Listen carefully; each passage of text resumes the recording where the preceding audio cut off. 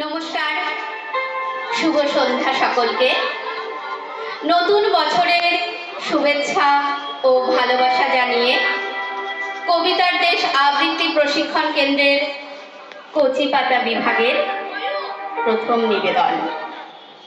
পৌষের হিমেল পরশ গায়ে মেখে গল্পগুলোর গল্প শুনতে শুনতে ট্রেনে চেপে চলুন হারিয়ে যাই ছুটির মজা নিতে।